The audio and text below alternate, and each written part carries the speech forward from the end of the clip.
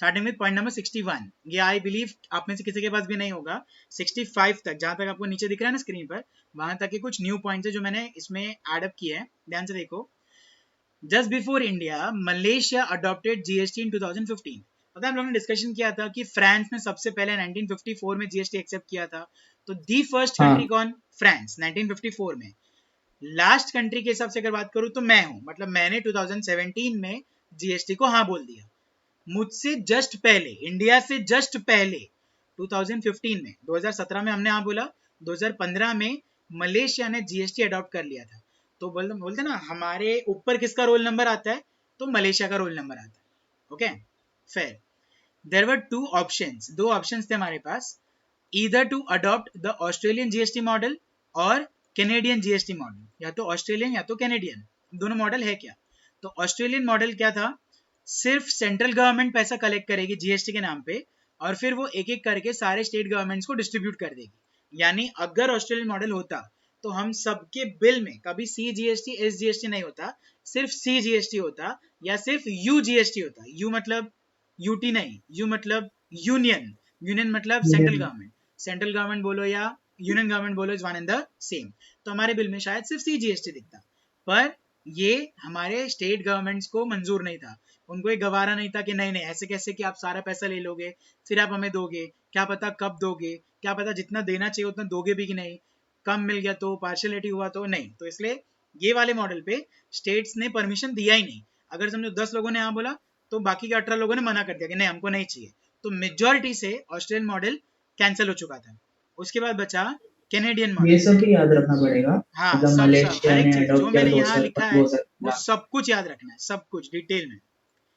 फिर Canadian model की बात करते हैं। कैनेडियन मॉडल क्या है, both central government and state government will collect GST together, यानी ड्यूअल मॉडल। यानी जब कोई भी ट्रांजैक्शन होगा तो उस ट्रांजैक्शन पे सी जीएसटी भी लगेगा, एस जीएसटी भी लगेगा, अपार्ट फ्रॉम आई जीएसटी वाले कंसेप्ट। यानी इंटर स्टेट सप्लाई या इंपोर्ट होगा तो बात अलग है, तो सिर्फ सेंट्रल गवर्नमेंट ध्यान देगी। लेकिन जब भी इंट्रा स्टेट होगा या विद इन द स्टेट वाला कंसेप्ट होगा, yes, central government and state government both will get the chance to collect GST parallelly. Okay, और फिर in India hence Canadian model was accepted. तो इंडिया में जो Canadian model है वो फिर फाइनली एक्सेप्ट कर दिया गया। अच्छा, ये भी एग्जाम में गारंटीड पूछा जा सकता है ऑब्जेक्टिव्स में, जो हमारे पेपर में स्टार्टिंग में 30 मार्क्स ऑब्जेक्टिव्स होते हैं, या अगर हमारा पूरा पेपर वरुण के लिए और रैना के लिए अगर हमारा पूरा पेपर ऑब्जेक्टिव में आ जाता है तो 3 variants of GST R, 3 variants, very very important word, 3 variants of GST R. तो याद रखना है, इट इज आई जीएसटी, तो इससे थोड़ा छोटा सी जीएसटी, उससे थोड़ा छोटा एस जीएसटी। यूटी जीएसटी के लिए चौथा नंबर नहीं है, क्योंकि या तो इंडिया में स्टेट है या तो इंडिया में यूनियन टेरिटरी है। तो आप जो बोलोगे आई जीएसटी तो पूरा इंडिया, सी जीएसटी पूरा इंडिया, एस जीएसटी बोलोगे तो एस जीएसटी यूटी जीएसटी दोनों को दिमाग में साथ में रखना है, क्योंकि वो भी पूरे इंडिया को रिप्रेजेंट करता है।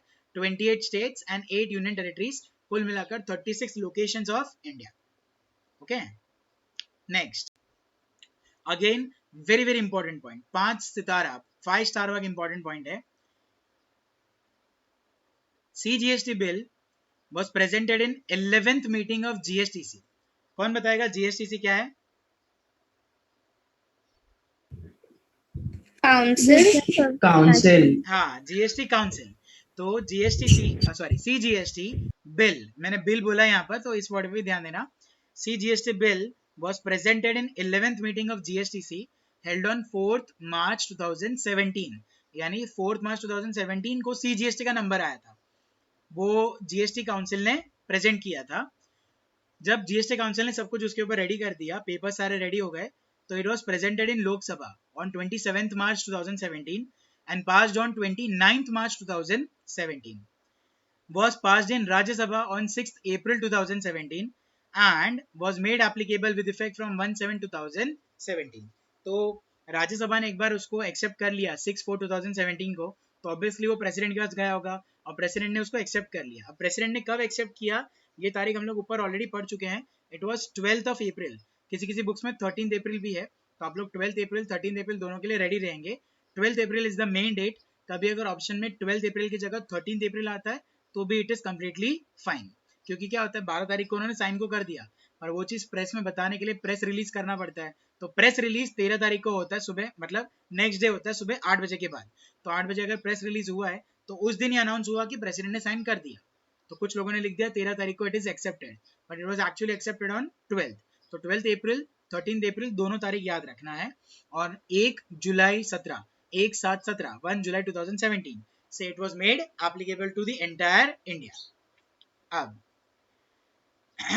India has the highest tax slab in the world that is 28%। ये बहुत इंटरेस्टिंग बात है, ध्यान से सुनना। इंडिया में जब नक्की हो गया ना कि अब जीएसटी लेकर आना ही है, तो जीएसटी का हम लोग ने ये भी डिसाइड कर लिया था कि अलग अलग स्लॉट रखेंगे, 5, 12, 18 वाला अलग अलग स्लॉट रखेंगे। और सबसे बड़ा एक स्लॉट रखना था डीमेरिट गुड्स पे, यानी वो गुड्स जो सुपर लग्जरियस गुड्स होते हैं उसके ऊपर हम लोग 28% रखेंगे। तो बोलो 28% रखेंगे, ऐसे कैसे डिसाइड हुआ? मतलब ना 26, ना 27, ना 29, ना 30, ऐसे कैसे डिसाइड हुआ?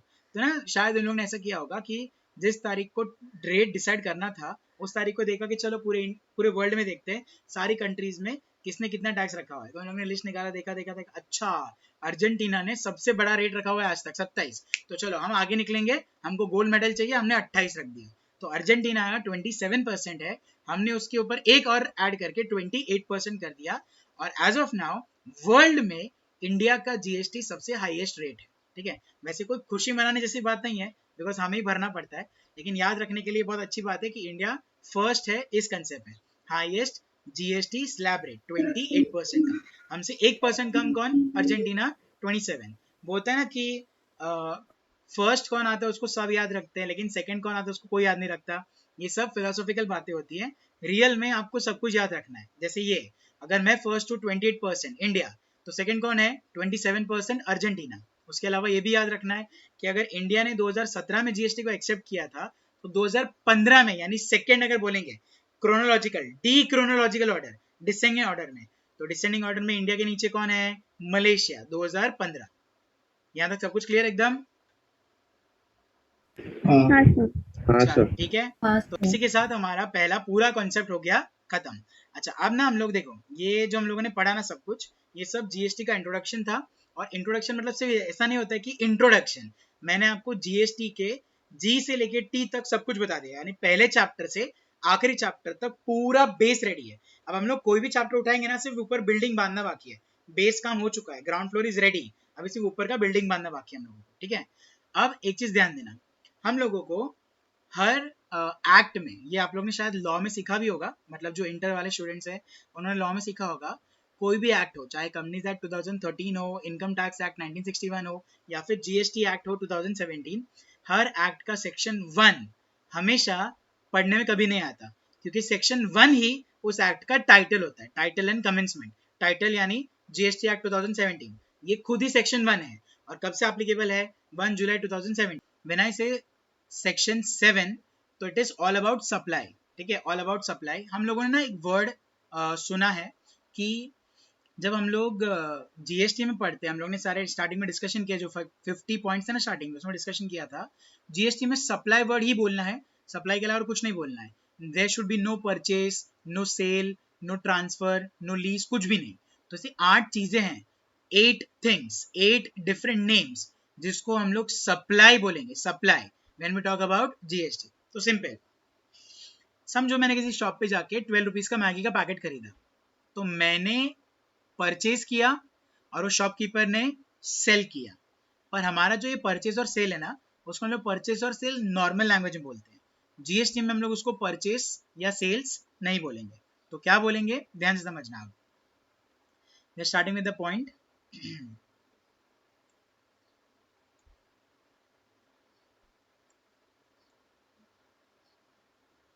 Okay, when we talk about section 7, तो सेक्शन 7 में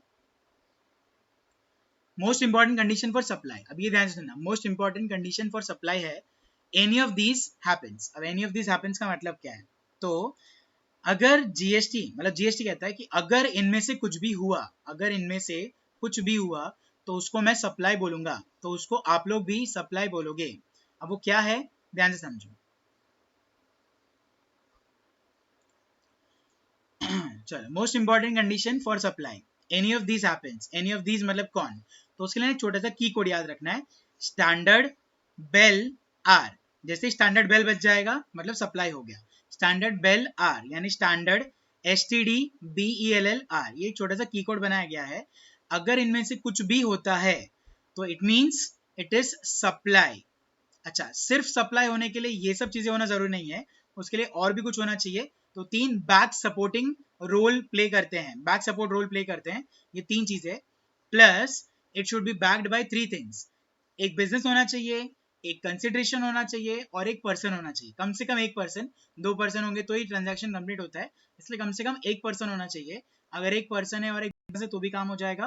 पर याद रखने के लिए ऐसे याद रखना है कि बिजनेस, कंसिडरेशन और पर्सन, ये 3 चीजें बैक सपोर्ट है, मतलब ये 3 चीजें होनी चाहिए। प्लस STD बेल आर में से कोई एक चीज भी होगा तो भी उसको हम लोग सप्लाई बोलेंगे। अब सप्लाई क्या क्या है, तो सेल मतलब सप्लाई, ट्रांसफर मतलब सप्लाई, डिस्पोजल मतलब सप्लाई, बार्टर मतलब सप्लाई, एक्सचेंज मतलब सप्लाई, एल लाइसेंस मतलब सप्लाई, एल लीज मतलब सप्लाई और रेंट मतलब सप्लाई। यानी अगर आपने किसी को कुछ बेचा तो आपने क्या किया, सप्लाई। अगर आपने किसी को कुछ ट्रांसफर किया तो आपने क्या किया, सप्लाई। अगर आपने कुछ डिस्पोज कर दिया, डिस्पोज का मतलब क्या होता है, बेचना। लेकिन बेचने में और डिस्पोज करने में फर्क क्या है, डिस्पोज करने के 2 तरीके होते हैं, एक या तो भंगार में बेच देना, दूसरा ऐसे फेंक देना, रास्ते पर कहीं पे छोड़ के आ जाना बीच में, that is also called as dispose. Next barter, जहां पर एक पर्टिकुलर गुड्स को, टाइप ए गुड्स को आप टाइप बी गुड्स के लिए एक्सचेंज करते हो कि भाई मेरे पास टाइप ए ज्यादा है तो वो ले ले, मेरे पास टाइप बी कम है वो तू मुझे दे दे। फॉर एग्जाम्पल, अगर समझो मेरे पास गोल्ड कॉइन्स बहुत है, अच्छा चलो गोल्ड कॉइन्स है, गोल्ड सिर्फ ज्वेलरी, मेरे पास ज्वेलरी बहुत है लेकिन मेरे पास खाने के लिए चावल नहीं है, तो मैंने किसी को ज्वेलरी दिया थोड़ा सा और उसके ही इक्विवेलेंट क्वांटिटी का और क्वालिटी का या वैल्यू का चावल ले लिया, तो ज्वेलरी गिवन चावल taken is a barter system. फिर एक्सचेंज, तो एक्सचेंज का तो आपको ऑलरेडी पता ही है, हम लोग के बहुत सारे मोबाइल शॉप भी है ना जो हमारे आसपास, वो हमेशा चिल्लाते रहते हैं, उनके यहाँ एक स्पीकर बजते रहता है, पुराना दो नया लो, पुराना दो नया लो। और जब एक्चुअली में एंटर करते हैं हम लोग दुकान पे तो पता चलता है कि पुराना देना तो है, नया मिलेगा भी, लेकिन उसके लिए कैश भी देना पड़ता है, पैसा बिना पैसे के थोड़ी देंगे। तो इसका मतलब समझो पुराना मोबाइल दे दो, साथ में 5,000 रुपये एक्स्ट्रा दो तो एक नया मस्त पीस मिलेगा। रियल की बात करेंगे तो शायद वो जो नया वाला मोबाइल है वो 15,000 का, तो आपके लिए तो अच्छा ही है, आप दे दो। अगर आप नया फोन लेने वाले हो तो पुराने फोन को आप साइड में रख दोगे, तो आप क्या करो, 15,000 का नया फोन खर्चा करने की जगह पुराना फोन दे दो प्लस 5,000 दे दो, तो टेक्निकली तो वो फोन जो आप साइड में रखने वाले थे, एक तो वो चला गया तो उसका टेंशन खत्म, ऊपर से 5,000 रुपीज, सिर्फ 5,000 रुपीज देने पर 15,000 का नया मोबाइल मिल गया। This is also called as supply. फिर नेक्स्ट है लाइसेंस। लाइसेंस का मतलब होता है अगर आप फ्रेंचाइज लेते हो किसी का, अगर आपने लाइसेंस लिया है कि तेरे नाम से मैं बिजनेस करूंगा, तेरा गुडविल इस्तेमाल करके मैं पैसा कमाऊंगा, तो वो लाइसेंस। फिर लीज, अगर आपने किसी का असेट लीज पर लिया, ये नॉर्मली होता है इंडस्ट्रियल एरियाज में, या फिर घर पे जब शादी हो तब हम लोग केटर के पास से जो भी चीजें लेते हैं ना, 2 दिन के लिए 3 दिन के लिए, ये सब कुछ लीज में काउंट होता है। लीज का सिंपल मतलब होता है असेट ले लेना only for the purpose of use, सिर्फ और सिर्फ यूज करने के लिए, और उसके लिए हम लोग उसको रेंट पे करते हैं, पर लीज रेंटल बोला जाता है उसको। और लीज रेंटल के अलावा सादा रेंट भी होता है जो नीचे कवर कर दिया रेंट, जो हम लोग ने शायद समझो घर दिया लीव एंड लाइसेंस एग्रीमेंट पे 11 महीने के लिए, तो 11 महीने के लिए हम लोग भाड़ा तो लेते हैं ना, वो भाड़ा है ये वाला भाड़ा, रेंट। तो ये जो स्टैंडर्ड है STDBELLR, इन सबको हम लोग क्या बोलेंगे, सप्लाई। लेकिन सिर्फ इन सब का होना सप्लाई बन जाता है क्या, नहीं, इन सब के साथ 3 बैक सपोर्ट होने चाहिए, मतलब पीछे से बोलते ना तुम आगे बढ़ो हम तुम्हारे साथ है, वो वाले लोग होने चाहिए। कितने, 3। पहला वाला कौन, एक बिजनेस होना चाहिए, दूसरा कंसिडरेशन होना चाहिए, तीसरा पर्सन होना चाहिए। क्या हमें यहाँ तक सब कुछ क्लियर है, अब रिप्लाई कर सकते हो आप लोग। सर हाँ सर ये डिस्पोजल में आपने बोला ना भंगार या फेंक देना, हाँ, तो कुछ फेंकेंगे तो उसमें ना मतलब बिजनेस हुआ ना कंसिडरेशन हुआ। बिजनेस में डिस्पोजल होना चाहिए, यानी आप एक इंसान हो तो पर्सन हो गए, आपने बिजनेस में वो एसेट इस्तेमाल किया था, जब आपने उसको खरीदा था तो आपने उसके लिए कुछ पेमेंट किया था, तो एक इंसान आप हो, आपका बिजनेस एसेट है, आपने उसको खरीदने के लिए कंसिडरेशन भी दिया था और अब आपने उसको डिस्पोज कर दिया, asset of business used by a person disposed of, तो ये सप्लाई है ऐसा। ओके, मतलब ओनली यूज्ड फॉर बिजनेस। हाँ, specially used for business purpose, personal purpose का यूजेज नहीं गिना जाएगा, तो उसको सप्लाई नहीं बोलेंगे। ओके समझो ओके। हमारे घर पे मिक्सर ग्राइंडर है, मिक्सर है, ठीक है, बहुत सालों से इस्तेमाल कर रहे हैं, अब कंप्लीटली खराब हो चुका है, कुछ नहीं हो रहा है उसका। भंगार वाले को बोला तो उसने बोला इसका कुछ नहीं आएगा, आपको चाहिए तो मैं ऐसे लेके जाता हूँ। अब मैंने ठीक है, अब भंगार वाला इसका तो दे दिया ऐसे ही। तो आपने क्या किया, आपने वो चीज जो मिक्सर ग्राइंडर है घर का, वो डिस्पोज करके भंगार वाले को दे दिया। क्या भंगार वाले ने रिटर्न में कंसिडरेशन दिया? नहीं। तो हम लोग कंसिडरेशन तब की बात नहीं कर रहे। कंसिडरेशन का मतलब आपने जब वो चीज खरीदा था, तब आपने अगर उसको पेमेंट करके या इन काइंड कुछ ट्रांसफर करके लिया था, एक्सचेंज बार्टर करके, तब की बात कर रहे हैं। और अगर समझो भंगार वाले ने हमने बहुत रोया भंगार वाले के पास, ठीक है, एक्चुअल रोया नहीं, वो होता है ना नडना, वैसे बहुत रोया, और भंगार वाले ने हम लोग को उसके लिए 15-20 रुपए दे दिया, या 50 रुपया या 100 रुपए दे दिया, ताकि 100 रुपए का नोट देकर हम खुश हो जाए, तो that will be also called as consideration. पर कंसिडरेशन कब है कब नहीं है वो डिटेल में देखना पड़ेगा, और उसके लिए आपको सिर्फ इतना समझना है कि अभी असेट के साथ क्या होगा। असेट अगर डिस्पोज हुआ तो पहले डिस्पोजल है, मतलब सप्लाई है, वो जान लो। फिर उस केस में हम लोग अंदर उतरेंगे और पता करेंगे असेट 5 साल के लिए यूज हुआ था, आगे बहुत सारे डिटेल्स मिलेंगे आपको ऐसे कंसेप्ट में ही, पर डिटेल्स है कि 5 साल यूज हुआ था कि नहीं, आपने उस पर आईटीसी लिया था कि नहीं, बिजनेस पर्पस के लिए था कि पर्सनल पर्पस के लिए था, ये सब देखा जाता है। पर कब देखा जाएगा? एक बार जब डिसाइड हो जाता है कि ये सप्लाई है, उसके बाद। सप्लाई ही नहीं है तो कुछ सोचना नहीं, ऐसा। ओके। ओके। और जैसे ही एक बार ये स्टैंडर्ड बेल आर वाला कोई ट्रांजैक्शन आपने किया और एक बार वो सप्लाई डिक्लेयर हो गया, तो बाय डिफॉल्ट बात है, अगर वो सप्लाई है तो उस पर जीएसटी लगेगा, गारंटीड। अगर वो सप्लाई है तो उस पर जीएसटी लगेगा। अब जीएसटी में कहने को रेट 0% भी तो है ना, तो 0% जीएसटी भी लगा सकते हैं हम लोग, इसलिए मैंने बोला केस में अंदर उतरना पड़ेगा। पर ऊपर ऊपर से क्या पता होना चाहिए कि अगर वो सप्लाई है तो गारंटीड जीएसटी लगेगा। क्लियर है यहाँ तक सबको? बाकी सब लोग, वरुण, हाँ रैना, सर। प्रीति, हाँ सर। हाँ सर। ओके।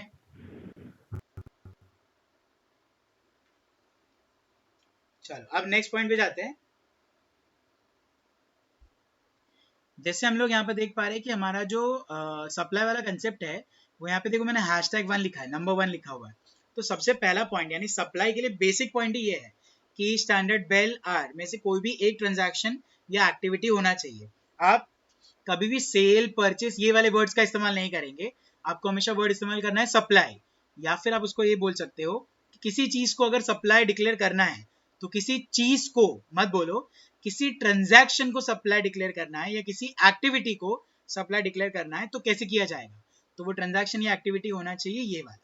ये हमारा पहला इंपॉर्टेंट पॉइंट है फॉर सप्लाई। अब पॉइंट नंबर 2 पर आते हैं। पॉइंट नंबर 2, अगर आपने किसी भी तरह का सर्विस इंपोर्ट किया, इंपोर्ट ऑफ सर्विसेज, ये बाय डिफॉल्ट सप्लाई हो जाता है। सर्विस इंपोर्ट किया ना, मतलब ये सप्लाई हो गया बाय डिफॉल्ट। अभी सर्विस इंपोर्ट करने का मतलब क्या होता है?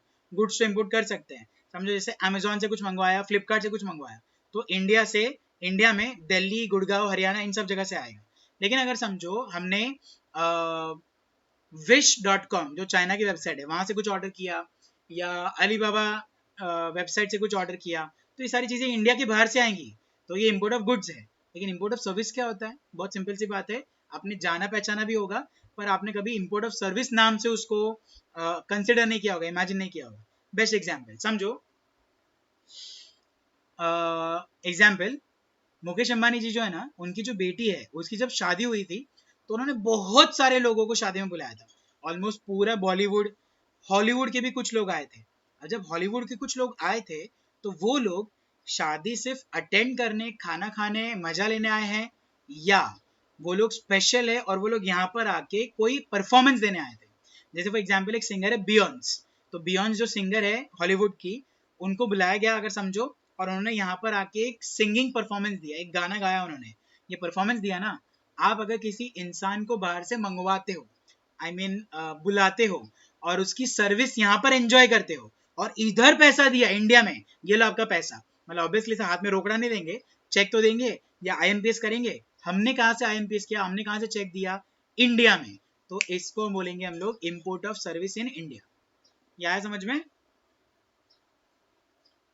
हाँ।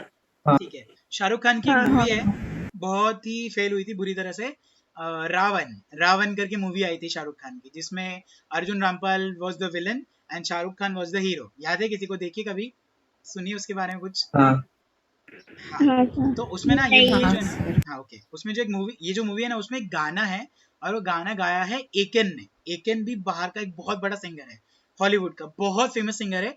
उन्होंने वो गाना गाया छम्मक छल्लो, वो गाना तो गारंटीड सुना होगा। वो गाना एकेन ने गाया है।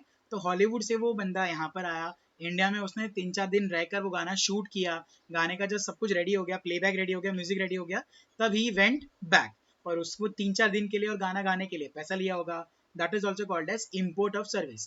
किसी की सर्विस इंपोर्ट करना, तो कोई आया, आपको सर्विस दिया और चला गया। यहाँ तक क्लियर सब कुछ? हाँ। ठीक है, हाँ हाँ। ओके। अब इंडिया के बाहर से ये जो कंसेप्ट उन्होंने लिखा है ना, इसका नीचे वाला पॉइंट ध्यान से पढ़ो। इसमें क्या लिखा हुआ है? इंडिया के बाहर से सर्विस लिया और कंसिडरेशन दिया। ये मैंने एक्चुअली आपको वही बताया, अभी वही लिखा हुआ है, इसलिए मैंने लैंग्वेज भी वैसा इस्तेमाल किया है कि वो इंग्लिश जैसा लगे, जैसे हम लोग व्हाट्सएप पर पढ़ते हैं वैसा कुछ लगे। इंपोर्ट ऑफ सर्विसेज, इंडिया के बाहर से सर्विस लिया और कंसिडरेशन दिया तो सप्लाई है, जीएसटी आएगा। ओके, इंडिया के बाहर से सर्विस लिया और कंसिडरेशन दिया तो सप्लाई है, जीएसटी आएगा। ये पॉइंट क्लियर है सबको एकदम? हाँ। हाँ। ठीक है, और फिर लास्ट हाँ सर।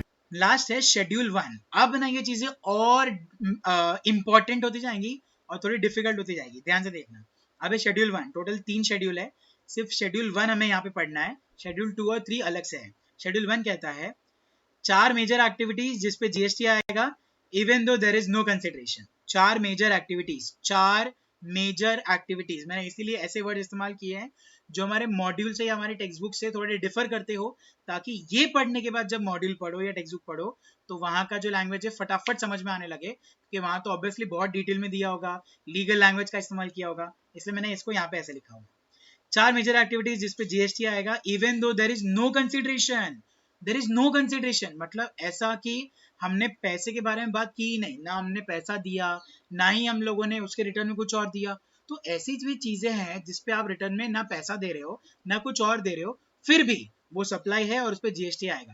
तो ऐसी कौन सी चीजें हैं? ऐसी 4 चीजें हैं जो कहाँ लिखी गई है? शेड्यूल 1 में लिखी गई है। ठीक है, 4 चीजें कौन सी है वो अभी नेक्स्ट स्लाइड में पढ़ने मिलेगा। फिलहाल मेरे कुछ क्वेश्चंस का आंसर दो, बताओ शेड्यूल 1 क्या कहता है? What is schedule 1? शेड्यूल 1 ये बोलता है कि उसमें 4 मेजर एक्टिविटी है और जिसपे जीएसटी लगेगा मतलब, और इसमें कंसिडरेशन नहीं होगा। हाँ, तो आपको कैसे बोलना है? देखो आपने सही बोला एकदम, सिर्फ उसको हम लोग फ्रेम कर देते हैं अच्छे से। शेड्यूल 1 में 4 ऐसी चीजें हैं जिस पे जीएसटी आएगा इवन इफ कंसिडरेशन नहीं है, यानी कंसिडरेशन ना होने के बावजूद वो सप्लाई है और फिर भी उसके ऊपर जीएसटी आएगा। ये समझा सबको? बाकी सबको हाँ। समझा? चलो ठीक है, तो अब बढ़ते हैं आगे और इसको लेके जाते हैं हम लोग नेक्स्ट पॉइंट पर।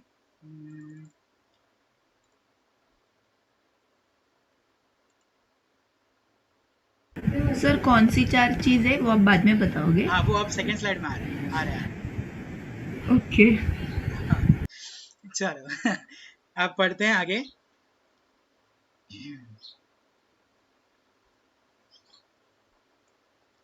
अब पढ़ते हैं उनके बारे में, तो ये ध्यान से देखना। सबसे पहला जो 4 मेजर एक्टिविटीज है वो कौन कौन से हैं वो पढ़ लेते हैं हम लोग।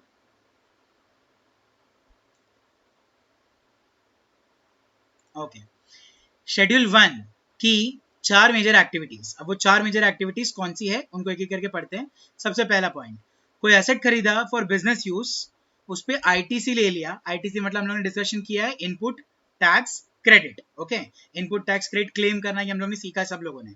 तो कोई एसेट खरीदा फॉर बिजनेस यूज, उस पर आईटीसी ले लिया, फिर वो बिजनेस एसेट बेच दिया। बेच दिया का मतलब क्या क्या? ट्रांसफर किया या डिस्पोज कर दिया, तो ये गलत किया। अब इस पे जीएसटी भरना पड़ेगा। तो ये पहला पॉइंट जो है हम लोगों को क्या कहता है, कृपया ध्यान से सुने। समझो मेरा तो क्लासेस का बिजनेस है, तो मैं क्लासेस के हिसाब से बताता हूँ। समझो मैंने अपने बिजनेस के लिए, मेरे क्लासेस के लिए एक मोबाइल फ़ोन खरीदा। ठीक है, एक मोबाइल फ़ोन। अब मैंने मोबाइल फ़ोन खरीदा तो मैंने बिजनेस पर्पस के लिए मैं इस्तेमाल करूंगा यही बोलकर खरीदा है। ओके, यही बोला है कि बिजनेस पर्पस के लिए इस्तेमाल करूंगा मैं, और मैंने उसको इस्तेमाल करना शुरू कर दिया। इस्तेमाल किया, शुरू किया, साल शुरू हो गया, मैं उससे कॉलिंग कर रहा हूँ, स्टूडेंट्स को मेरे फी स्ट्रक्चर बता रहा हूँ, मेरे पास क्या क्या फैसिलिटी मिलेगा वो बता रहा हूँ, और वो उसमें व्हाट्सएप चला रहा हूँ नोट्स भेजने के लिए, ग्रुप पे इन्फॉर्मेशन भेजने के लिए कि लेक्चर कितने बजे किसका है, एवरीथिंग। तो मैं बिजनेस पर्पज के लिए यूज़ कर रहा हूँ। लेकिन वो जो असेट है मैंने उसके ऊपर तुरंत आईटीसी ले लिया। गवर्नमेंट को मैंने बोला देखो मैं बिजनेस के लिए यूज़ कर रहा हूँ ना, तो मेरा आईटीसी तो बनता है। तो गवर्नमेंट बोला हाँ करेक्ट ले लो, आईटीसी ले लो। तो मैंने आईटीसी ले लिया, इनपुट टैक्स क्रेडिट क्लेम कर लिया, यानी जब मोबाइल खरीदा उस पर जो टैक्स भरा था वो मैंने रिफंड क्लेम कर लिया पहले ही साल में। जैसे मेरा आईटीसी आ गया ना, मैंने एसेट बेच दिया, ट्रांसफर कर दिया, या तो उसको पर्सनल यूज में कन्वर्ट कर दिया, या फिर मैंने किसी और को दे दिया, या कम भाव में बेच दिया, या वो मैंने ऐसे बता दिया कि मेरे से टूट गया, घूम गया, चोरी हो गया, स्क्रीन डैमेज हो गया, अब उसका कुछ नहीं हो सकता, ऐसा कुछ कर दिया। तो ऐसा कुछ मैंने कर दिया। अब अगर मैंने फोन या असेट, कोई भी असेट ना, बिजनेस असेट में कुछ भी आ सकता है, तो बिजनेस असेट के नाम पर मैंने जो फोन लिया था उसको अगर मैं बिजनेस के लिए यूज करूंगा ऐसा बोलकर लिया था, और उसको यूज किए बिना मैंने उसको डिस्पोज कर दिया, ट्रांसफर कर दिया, तो ये मैंने गलत किया। इसके ऊपर जीएसटी देना पड़ेगा, क्योंकि गवर्नमेंट को पता चल गया कि आपके इंटेंशन सही नहीं थे। आपने एक तो टैक्स भरा, फिर आईटीसी ले लिया, और अब वो आईटीसी लेने के बाद आपने एसेट डिस्ट्रॉय कर दिया, ये गलत किया। एसेट डिस्ट्रॉय या डिस्पोज या ट्रांसफर नहीं करना चाहिए था। कितने टाइम तक? तो अब उसके बाजू वाला पढ़ो जो हाईलाइट किया ना, वो रूल ये है कि 5 ईयर्स से पहले बेच नहीं सकते, मिनिमम 5 ईयर्स यूज करना है। 5 साल बाद बेचो तो ये बोला जा सकता है कि हाँ asset natural wear and tear के केस में था, यानी उसका ओरिजिनल लाइफ डेप्रिशिएट हो चुका था। पर 5 साल की अगर पहले बेचते हो तो जो आईटीसी क्लेम किया था वो आईटीसी वापस दे देना पड़ेगा in the name of GST. तो इस पे जीएसटी आपको पे करना पड़ेगा। अब जो आपने ये असेट किसी और को दिया या पर्सनल यूज में लिया, सर वो या कोई भी असेट हो सकता है, मतलब हाँ बड़ा से मैंने बड़ा बोला भी। था ना हैंड रेस करना, कोई भी एसेट हो सॉरी। सकता है, कोई भी मतलब कोई भी बिजनेस एसेट होना चाहिए, कोई भी एसेट हो सकता है। Car, AC, fridge, coffee maker, T maker, sandwich maker, खाना गर्म करने के लिए अवन, ग्रिल, कुछ भी, anything that was usable in business, आप जो अपने बिजनेस पर्पज के लिए यूज करेंगे ऐसा बोलकर आपने खरीदा था, पर ऐसा आपने किया नहीं। तो 5 साल के पहले अगर उसको बेच दिया, 1 साल में, 2 साल में, 3 साल में, 4 साल में, या 5 साल खत्म होने से पहले, तो आईटीसी जो ले लिया था वापस दो, नहीं चलेगा। हाँ अगर 5 साल ऊपर हो चुके हैं, 5 साल के ऊपर, 5.25 साल, 5 साल 2 महीने, 5 साल 8 महीने अगर हो चुके हैं, 5 साल हो चुके हैं, 5 हैप्पी बर्थडे हो गए, तो इसका मतलब अब आपको वो अलाउड है, तो उसके ऊपर कोई जीएसटी पे करने की जरूरत नहीं है। 5 साल तक रुकना पड़ेगा कम से कम। ओके, हाँ अब बोलो, समझा? कोई डाउट? नहीं। ओके, बाकी सबको समझा? कोई डाउट? नहीं। नहीं। सर सिर्फ बिजनेस यूज के लिए लिया हुआ असेट ही ना? हाँ ओनली फॉर बिजनेस यूज, सिर्फ बिजनेस यूज का। घर वाला कोई एसेट नहीं, घर की चीजें पर्सनल होती है, उनको जब आप खरीदते हो आप जीएसटी दे चुके हो, जब आप बेचते हो बहुत सारा सैल्वेज मिला, बहुत सारा स्क्रैप वैल्यू मिला, तो उसको हम लोग कैपिटल गेन बोलते हैं, लॉन्ग टर्म या शॉर्ट टर्म। तो 111 ए 112 ए के हिसाब से एलटीसीजी लग जाता है या एसटीसीजी टैक्स लग जाता है, तो वो सब जीएसटी में नहीं आता। GST is all about when you are a dealer, registered dealer. घर में खरीदने वाली चीजों के लिए आप डीलर नहीं हो। आपने एक एसी खरीदा घर के लिए 2 टन का, तो क्या आप उसके लिए डीलर हो? आज आपने अपने घर पे लगाया है, कल किसी और को बेच दोगे, वो अपने घर पे लगाएगा, परसों किसी और को बेचोगे, अपने घर पे लगाएगा, नहीं। तो बिजनेस असेट वाली चीजें, बिजनेस यूज के असेट वाली चीजें ही सिर्फ यहाँ पर आएंगी और कुछ नहीं। ओके ओके सर, और फिर सर 5 इयर्स बाद भेजा तो ऐसा कुछ होगा नहीं ना? नहीं, तो ऐसा कुछ नहीं, तो आपको आईटीसी का रिफंड नहीं देना है। 5 साल के पहले बेच दिया तो आईटीसी रिफंड दो, आईटीसी आपको रिफंड आता है। अगर 5 साल से पहले बेचा ना तो आईटीसी ही रिफंड कर दो, मतलब वो आईटीसी वापस दे दो। ओके आपको ऐसा क्लेम लेना अलाउड नहीं है, आपने चीटिंग किया है गवर्नमेंट के साथ, it is a cheating. Okay. हाँ हाँ सर, मैं पूछने जा रहा था कि है ना, अगर समझो जैसे आपका है कि आपका मतलब अभी ऑफिस है नहीं शायद, तो मतलब अगर ये नाम पे लिया कि मैं ऑफिस के लिए खरीद रहा हूँ एसी और घर पे लगाया, तो वो वैलिड है, मतलब नहीं, कि वो वैलिड आपका नहीं है। ऑफिस है अगर आप नहीं। बिजनेस यूज को बिजनेस यूज के लिए है ऐसा बोलकर पर्सनल असेट पर्सनल यूज में लेते हो तो इट इज नॉट वैलिड। पकड़े नहीं जाओगे कि मतलब नहीं अगर पकड़े ऐसे बोले जाओगे कि वो मेरा आपकी रूम ही किस्मत। मतलब मेरा ऑफिस है ऐसा बोल दो, तो मतलब घर पे मेरा रूम है वही मेरा ऑफिस है, तो उधर मैंने लगाया, ऐसा तो तो नहीं ना? अपना घर किसी एक्ट में रजिस्टर्ड है या नहीं, आपने उसके लिए शॉप एंड एस्टेब्लिशमेंट एक्ट का रजिस्ट्रेशन सर्टिफिकेट लिया या नहीं, ये सब बताना पड़ेगा। अगर वो सब है अच्छा तो इट कैन बी प्रूव्ड कि ऑफिस है, ऐसा। ओके ठीक है, फिर नेक्स्ट पॉइंट है, पॉइंट नंबर 2 है गुड्स या सर्विसेज या दोनों का सप्लाई किया to a distinct person. Distinct person की डेफिनेशन है सेक्शन 25 सबसेक्शन 2 में, ठीक है। वो सेक्शन पे जब पहुंचेंगे तब पढ़ेंगे उसके बारे में। डिस्टिंक्ट पर्सन क्या है वो मैं अभी बता देता हूँ, तो ध्यान से समझना। व्हेन आई से डिस्टिंक्ट पर्सन, तो डिस्टिंक्ट पर्सन का मतलब क्या होता है? हम लोगों ने पता है पढ़ा था कि GSTN होता है, 15 डिजिट का अल्फा न्यूमेरिक कोड होता है, पढ़ा है? हाँ हाँ, तो जो 15 डिजिट का अल्फा न्यूमेरिक कोड होता है उसमें स्टार्टिंग के 2 डिजिट क्या होते हैं? वो नंबर्स होते हैं, स्टेट 27 कोड। महाराष्ट्र। तो अगर समझो मेरे 2 बिजनेस है, ठीक है, मेरे बिजनेस है, एक महाराष्ट्र में है, एक चेन्नई में है। चेन्नई मतलब तमिलनाडु में, 2 अलग स्टेट है, एक महाराष्ट्र और एक तमिलनाडु। तो मेरे पास पैन नंबर तो एक ही होगा, पैन कार्ड जो होता है तो एक ही होगा, क्योंकि इंसान एक ही है। अगर इंसान एक है तो पैन कार्ड भी एक ही होगा। लेकिन अगर इस इंसान के 2 बिजनेस है, एक महाराष्ट्र में और एक तमिलनाडु में, तो स्टेट तो चेंज हो गया ना। तो समझो जो नंबर मैंने महाराष्ट्र के लिए निकलवाया था वो 27 से चालू होता है, पर जो नंबर मैं तमिलनाडु के लिए निकलवाता हूँ वो शायद 22 से चालू होता है। तो वहां का कोड पूरा पीछे का सब कुछ सेम रहेगा शायद, तो भी आगे का 22 तो गारंटीड अलग रहेगा। अगर एक इंसान के पास ऐसे 2 अलग रजिस्ट्रेशन नंबर है तो मेरा रजिस्ट्रेशन नंबर 1 इज अलग इंसान, मेरा रजिस्ट्रेशन नंबर 2 इज अलग इंसान, एंड बोथ दिस अलग इंसान are distinct persons. So a person having same PAN but 2 different GSTN are is called as having relationship with distinct person. मतलब मैं यहाँ पे अलग इंसान हूँ, वो वहाँ पे अलग इंसान है, क्योंकि उसका GST रजिस्ट्रेशन नंबर अलग है, मेरा GST रजिस्ट्रेशन नंबर अलग है। तो अब ये पॉइंट बनाया क्यों गया? तो ये पॉइंट बनाया गया इसलिए कि समझो मुझे नहीं पता था, इग्नोरेंस ऑफ GST की बात करेंगे कि GST के बारे में मुझे कुछ नहीं पता, और मैंने महाराष्ट्र से तमिलनाडु में मैंने गुड्स भेज दिए या तमिलनाडु से महाराष्ट्र में गुड्स मैंने मंगवाए, तो मैं तो सिर्फ क्या समझूंगा कि मेरा हेड ऑफिस जो है मुंबई में, महाराष्ट्र में, उसने मेरे ब्रांच ऑफिस को गुड्स दिया, या मेरे ब्रांच ऑफिस ने मेरे हेड ऑफिस को गुड्स दिया। लेकिन ये जो गुड्स हम लोग ट्रांसफर कर रहे हैं इधर से उधर, उधर से इधर, उसके लिए चाहे कोई कंसिडरेशन हो या ना हो, गुड्स तो सप्लाई हुआ। और किसने किसको भेजा? अलग GST रजिस्ट्रेशन नंबर वाले ने अलग GST रजिस्ट्रेशन नंबर वाले को भेजा। तो इसको हम लोग इस शेड्यूल 1 में कवर करते हैं। पूरा पॉइंट पहले सुन लेना। पूरा पॉइंट कहता है हम लोगों को गुड्स या सर्विसेज या दोनों का सप्लाई किया to a distinct person even without consideration, GST भरना पड़ेगा। गवर्नमेंट बोलती है तो क्या हो गया कि तूने खुद को दिया, मेरे लिए क्या है, एक रजिस्ट्रेशन वाले ने दूसरे रजिस्ट्रेशन वाले को दिया, तो मेरे लिए तो 2 अलग इंसान है।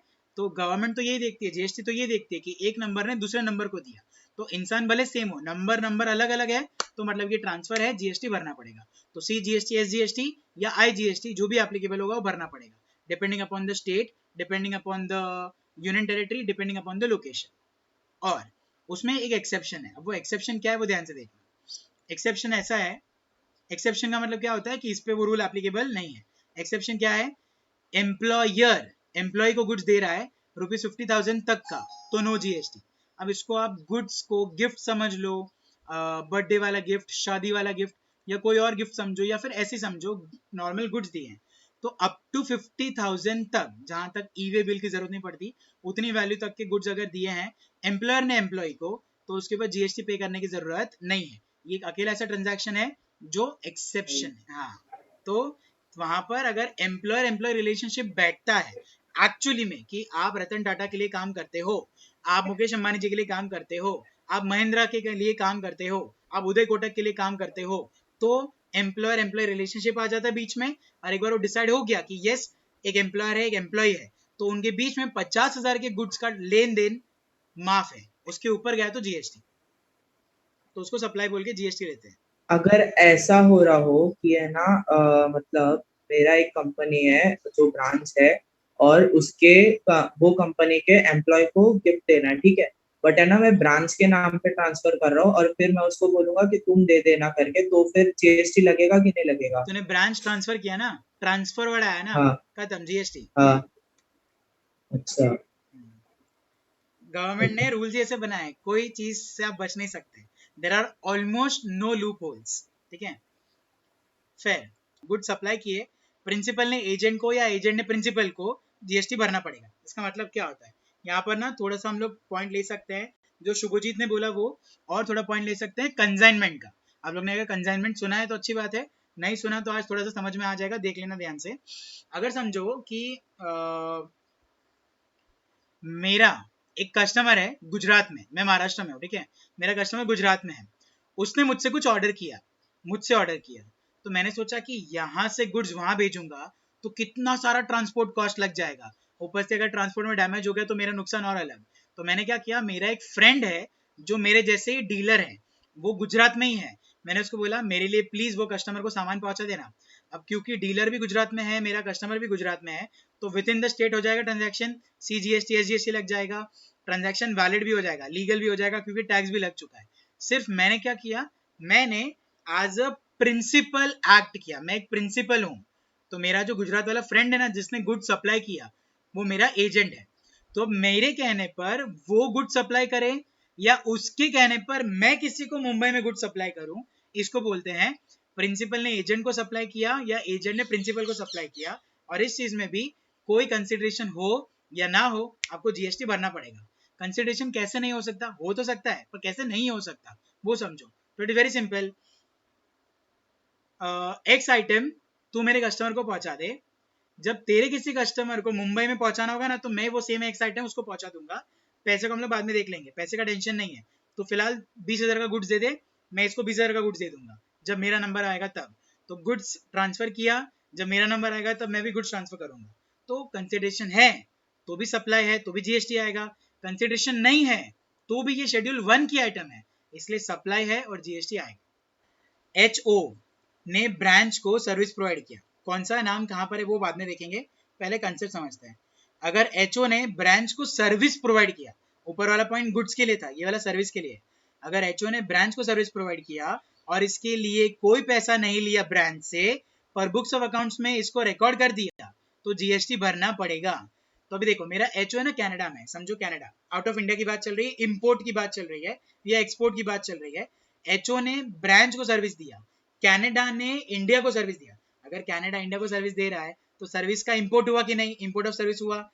कनाडा ने इंडिया को दिया, सर्विस प्रोवाइड किया, पर उसके लिए कोई पैसा नहीं लिया क्योंकि दोनों एक ही कंपनी है, सिर्फ हेड ऑफिस और ब्रांच ऑफिस है, तो उसने सिर्फ उधर से इधर सर्विस प्रोवाइड कर दिया किसी भी तरह का। अब वो सर्विस प्रोवाइड करने के टाइम पर कोई पैसा नहीं लिया क्योंकि अपना ही तो कंपनी है ना, हमें ही संभालना है, हेड ऑफिस को ही तो ब्रांच ऑफिस संभालना है, तो पैसा क्या लेने का उससे, हमारे काम है वो, हम लोग ही करेंगे, पैसा लेने की जरूरत नहीं है। तो ऐसे टाइम पर आपने बुक्स में रिकॉर्ड जरूर किया होता है कि हाँ इस तारीख को ये सर्विस प्रोवाइड किया था हम लोगों ने ब्रांच ऑफिस को। तो जब हेड ऑफिस रिकॉर्ड कर देगा बुक्स ऑफ अकाउंट्स में कि इस तारीख को इतना सर्विस दिया या इतने वैल्यू का सर्विस दिया है टू द ब्रांच ऑफिस, तो फिर इसके ऊपर जीएसटी बिल्कुल आएगा, भले ही इसमें कंसिडरेशन ना हो, क्योंकि ये ट्रांसफर ऑफ सर्विस है या ये इंपोर्ट ऑफ सर्विस है, यानी ये सप्लाई है, और अगर सप्लाई है तो जीएसटी है। अभी क्लियर? Yes sir. हाँ सर। चलो हाँ ठीक है, सर। ओके। अब एक यहाँ पे बात करते हैं सेक्शन 8 की। सेक्शन पे भी आप लोग अच्छे से फोकस करें, सेक्शन भी आपके लिए बहुत इंपॉर्टेंट है। जब हम बात करेंगे अबाउट सेक्शन 8, तो सेक्शन 8 में दो बातें होती है, एक होता है कंपोजिट सप्लाई, एक होता है मिक्स सप्लाई। कंपोजिट सप्लाई और मिक्स सप्लाई क्या होता है, यहाँ पर जो लिखा पहले वो पढ़ते हैं, फिर मैं एग्जाम्पल देता हूँ। कंपोजिट सप्लाई कहता है, composite supply means naturally bundled goods ऐसे ही बेचा जाता है हमेशा, जिसको हम बोलते हैं ऑर्डिनरी कोर्स ऑफ बिजनेस। तो एंटायर पैकेज पे प्रिंसिपल सप्लाई का जीएसटी रेट चार्ज होगा, एंटायर पैकेज पे प्रिंसिपल सप्लाई का जीएसटी रेट चार्ज होगा। मैं एग्जांपल लेता हूँ इसका, ये पढ़ लिया, अब इसका एग्जांपल लेते हैं। मान लो आप कोई नया मोबाइल खरीदने गए हो, ठीक है, मोबाइल है 30,000 रुपीज का, ओके, 30,000 रुपीज का मोबाइल है। तो क्या मोबाइल खरीदने जाओगे तो उसका एक बॉक्स मिलेगा, तो उसमें ईयरफोन और चार्जर भी तो आता है ना, यूएसबी केबल, ईयरफोन, चार्जर सब आता है ना, यस नो? यस। यस। तो ये प्रोडक्ट तो तीन हुए, तीनों का अपना अपना काम है, मोबाइल का अपना काम अलग है, चार्जर का अपना काम अलग है, यूएसबी केबल का या ईयरफोन का काम अपना अलग है। तो समझो मोबाइल जो आपने खरीदा उसके साथ साथ उसमें एक चार्जर आया और उसके साथ साथ उसमें एक ईयरफोन आया, ओके। अब बात करते हैं अबाउट रेट ऑफ जीएसटी। मान लो अज्यूमिंगली मोबाइल पर 12% जीएसटी लगता है। ध्यान से सुनना, मोबाइल पे 12% जीएसटी लगता है, चार्जर पे 5% जीएसटी लगता है, और ईयरफोन्स पे 18% जीएसटी लगता है, 18% जीएसटी लगता है अगर। ओके, तो आप जब मोबाइल खरीदने जाते हो, मोबाइल यानी एक बॉक्स, यानी एक बंडल्ड सप्लाई, एक बंडल्ड सप्लाई, उस बंडल्ड सप्लाई में आपने जो 30,000 रुपीज दिया, किसके लिए दिया? मोबाइल के लिए। तो कहना ही से आपका टारगेट मोबाइल खरीदना है, सामने वाले का टारगेट मोबाइल बेचना है। Mobile is the principal supply in this supply, in this transaction. Yes और नो? Yes. यस। तो इसका Yes. मतलब, इसका मतलब भले ही आपने ये पूरा पैकेज एक साथ खरीदा हो, ये पैकेज है ना नेचुरली बंडल्ड है, हमेशा ऐसे ही बेचा जाता है। ये लाइन पे ध्यान देना, ऐसे ही बेचा जाता है हमेशा। ऑर्डिनरी कोर्स ऑफ बिजनेस यही बोलता है कि मोबाइल के साथ चार्जर और ईयरफोन देने का ही देने का। तो आपका जो बिल है वो कैसे बनेगा? 30,000 रुपीज का मोबाइल प्लस 12% जीएसटी। अब बॉक्स के अंदर आपको एक ऐसी चीज मिली है जो 12% वाली है, एक ऐसी चीज मिली है जो 5% वाली है, और एक ऐसी चीज मिली है जो 18% वाली है, लेकिन फिर भी पूरे बिल पे सिर्फ 12% जीएसटी लगेगा। क्यों? क्योंकि वो प्रिंसिपल सप्लाई है इस पैकेज का। ओके, अभी पढ़ के देखो क्या लिखा है, कंपोजिट सप्लाई। अच्छा, ये कौन सा सप्लाई हुआ? ये हुआ कंपोजिट सप्लाई। कंपोजिट सप्लाई मतलब बेचना एक से ज्यादा चीज ही है, एक साथ ही बेचना है, लेकिन जब बेचोगे तो जीएसटी का रेट सिर्फ उसका लगेगा जो प्रिंसिपल सप्लाई है। अब अगर प्रिंसिपल सप्लाई का रेट 12 की जगह 5% होता ना, तो भी पूरे बिल पे 5% ही लगता। That is actually called as composite supply, naturally bundled. हम लोग ने उसको बंडल नहीं बनाया है, ठीक है? तो एंटायर पैकेज पे, ये लाइन ध्यान रखना, एंटायर पैकेज पे प्रिंसिपल सप्लाई का जीएसटी रेट चार्ज होगा। सप्लाई में भी वही चीज है, एक से ज्यादा चीजें बेचनी है, सब बेचनी ही है, पर उसमें कोई भी प्रिंसिपल सप्लाई नहीं है। जिसका एग्जाम्पल ध्यान से समझना, मान लो आप अपने लिए टॉप या टी शर्ट खरीदने गए हो किसी शॉप पे, वहां गए तो आपने भैया को बोला कि भाई टी शर्ट दिखाना, फिर आपने बोला जीन्स भी दिखाना, फिर आपने बोला बेल्ट भी दिखाना। जब उनको समझ में आ गया ना कि आपको टी शर्ट भी चाहिए, आपको जीन्स भी चाहिए, आपको बेल्ट भी चाहिए, आप शायद वो कुछ और भी लेंगे, तो उनके पास ना उनकी ऑफर का एक पैकेज रेडी है, जहां पर वो आपको बोलते हैं कि देखो हमारे पास एक पैकेज रेडी है, आपकी साइज का बराबर फिट बैठेगा, इसमें टी शर्ट है, जीन्स है, बेल्ट है और गॉगल्स है, सब कुछ 5,000 रुपए में है, आप ये ले लो। तो मुझे सोच के बताना, क्या जीन्स, टी शर्ट, गॉगल और बेल्ट ये सब कुछ naturally all over the world हमेशा साथ में मिलता है एक बॉक्स के अंदर? नहीं। नहीं। तो कहना इससे ये बॉक्स, ये पैकेज बनाया गया है जानबूझकर, नेचुरली बंडल्ड नहीं है, ये आर्टिफिशियली बंडल्ड है, डेलिबरेटली बंडल्ड है। मैं चाहता था इसलिए मैंने इसको बंडल बनाया है। तो ऐसी चीजों को बोलते हैं मिक्स्ड सप्लाई। और ऐसे टाइम पर जब अलग अलग चीजें होती है ना, तो उसमें जो सबसे महंगी चीज होती है ना, जीएसटी रेट के हिसाब से उसका रेट लगेगा। एग्जाम्पल लेते हैं, ध्यान से समझना। एग्जाम्पल समझो आपने एक टी शर्ट खरीदा, आपने एक जीन्स खरीदा, फिर आपने एक बेल्ट खरीदा। जब आप ये सब ले रहे थे तो दुकान वाले को समझ में आ गया कि आपको ये सब कुछ चाहिए, तो उसने अपना ऑफर दिया कि मेरे पास एक पैकेज है, आप डायरेक्ट पैकेज ले लो।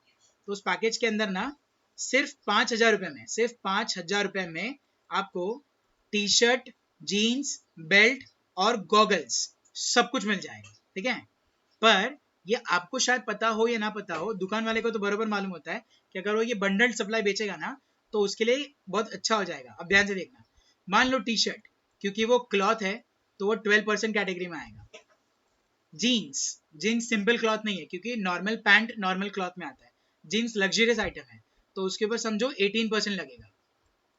बेल्ट समझो 5% लगता है, और गॉगल पे समझो लग्जरियस आइटम होने की वजह से 18% लगता है। तो भी आप देखो, आप अगर अलग अलग खरीदते ना सब कुछ, तो टी शर्ट पे सिर्फ 12% जीएसटी लगता, जीन्स पे सिर्फ 18% जीएसटी लगता, बेल्ट पे सिर्फ 5% जीएसटी लगता। लेकिन अगर आप दुकान वाले की बात में आकर ये पूरा बंडल एक साथ खरीद लेते हो, जो नेचुरल बंडल नहीं है, जो बनाया गया वो बंडल है, डेलिबरेटली मेड या आर्टिफिशियली मेड बंडल है, तो ऐसे बंडल पे सबसे बड़ा रेट कौन सा है इनमें? 18%, जो या तो जीन्स का है या तो गॉगल का है। तो ना किसी और ऑप्शन के आपको पूरे 5,000 के पैकेज पे 18% जीएसटी देना ही पड़ता है। पर आपको ये बात पता ही नहीं होती तब जब अभी खरीद रहे हो। डेलिबरेटली बंडल्ड, तीनों में से कोई भी वर्ड का इस्तेमाल करो, उसका मतलब मिक्स सप्लाई ही होता है, ठीक है। What is mix supply? Intentionally bundle, जानबूझ के बंडल किया है। आर्टिफिशियली बंडल, यानी ये ऐसा बंडल करके नहीं आता है। या डेलिबरेटली बंडल, जानबूझकर बंडल किया है। ऐसा डेलिबरेटली बंडल करने का मतलब क्या होता है? जानबूझकर जीएसटी की चोरी या जीएसटी ज्यादा खाने के लिए या ज्यादा पैसे कमाने के लिए आपने बंडल किया है, यानी पर्पसली साथ में बेच रहे हैं। ओके, एंटायर पैकेज पे सबसे बड़ा वाला जीएसटी रेट चार्ज किया जाएगा जानबूझकर, क्योंकि इस पैकेज में कोई प्रिंसिपल सप्लाई